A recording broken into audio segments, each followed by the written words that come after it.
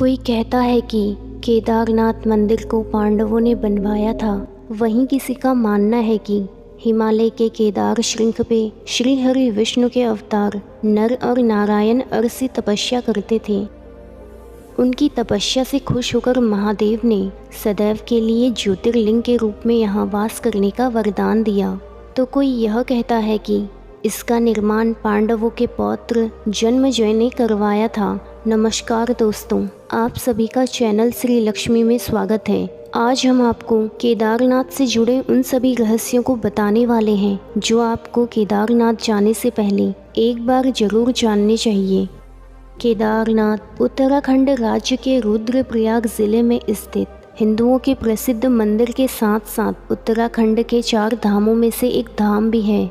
हिमालय की गोद में बसा केदारनाथ 12 ज्योतिर्लिंग में सम्मिलित होने के साथ ही पंच केदार में से एक है।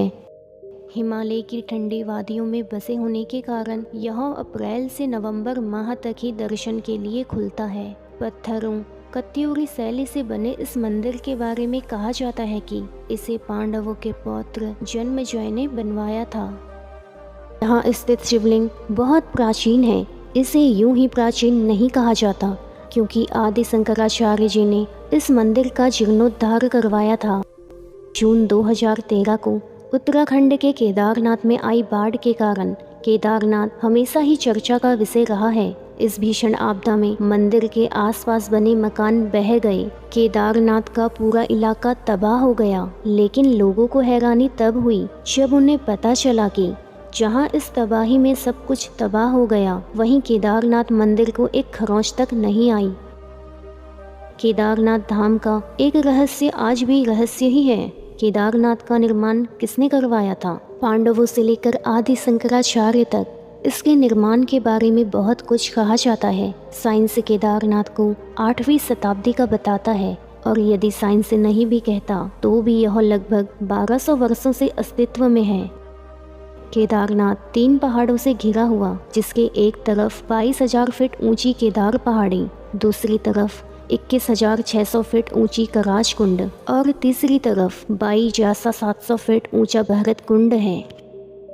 मंदाकिनी, मधुगिरी, गंगा, सरस्वती और स्वर्ली ये 5 नदियाँ इन 3 पर्वतों से होकर बहती है।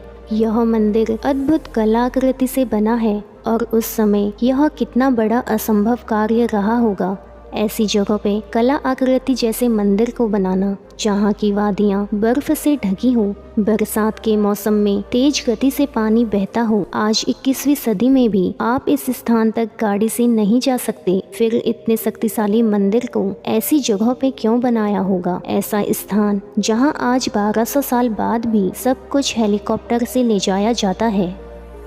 Wadia institute of geology Dehradun ने केदारनाथ मंदिर की चट्टानों पर परीक्षण करा, जिसमें उन्हें पता चला कि यह मंदिर 14वीं से 17वीं सदी तक पूरी तरह से बर्फ में दबा रहा, फिर भी इसे कोई नुकसान नहीं हुआ। विज्ञान कहता है कि मंदिर जिस दिशा में बना है, इसमें इस्तेमाल किए गए पत्थर और इसकी संरचना, उसी के कारण यह 2013 में आई बाढ़ से बचा है। केदारनाथ मंदिर को उत्तर दक्षिण दिशा की तरफ बनाया गया है, जबकि भारत में बने लगभग सभी मंदिर पूर्व से पश्चिम दिशा की ओर बने होते हैं।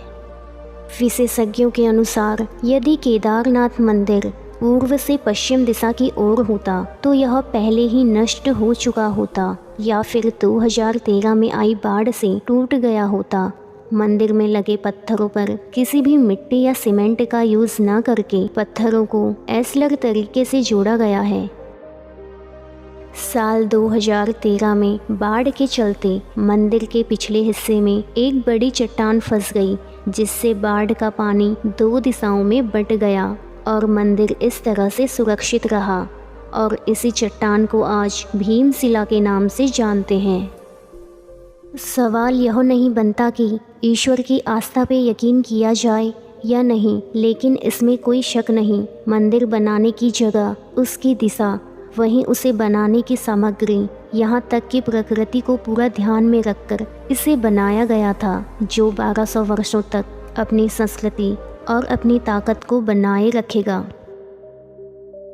केदारनाथ मंदिर को बनाने वाले उन वैज्ञानिकों को सल्यूट है।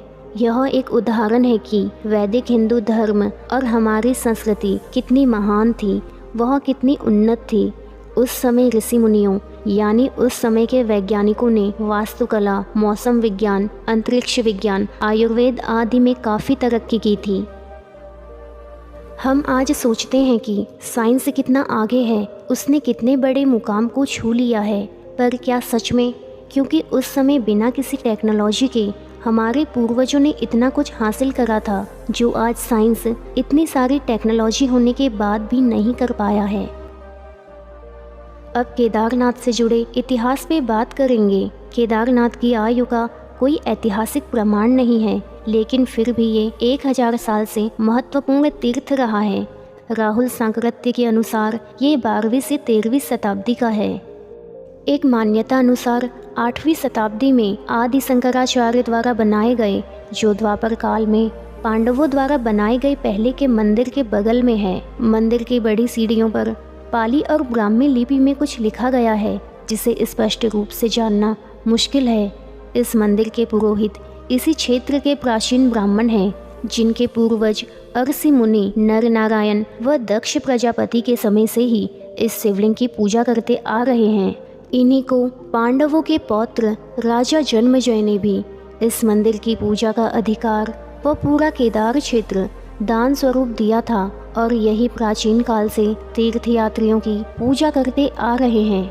इंग्लिश टूरिस्ट एरिक सिस्ट 1926 द्वारा दर्ज की एक परंपरा के अनुसार कई सैकड़ों साल पहले एक पुजारी केदारनाथ और बद्रीनाथ दोनों ही धाम में पूजा किया करते थे और वे दोनों जगह रोजाना यात्रा करते। आदि गुरु शंकराचार्य जी के समय से ही यहाँ दक्षिण भारत के जंगम समुदाय के रावल शिवलिंग की पूजा करते हैं। मंदिर के सामने उनके यजमान और अन्य यात्रियों के लिए धर्मशालाएं हैं और वही पुजारी और मंदिर के अन्य कर्मचारियों के लिए भवन मंदिर की दक्षिण दिशा की ओर हैं। केदारनाथ को तीर्थों का तीर्थ भी माना जाता है। जब भी कोई यहाँ सच्ची आस्था से कुछ मांगे तो उसे वह मिल जाता है।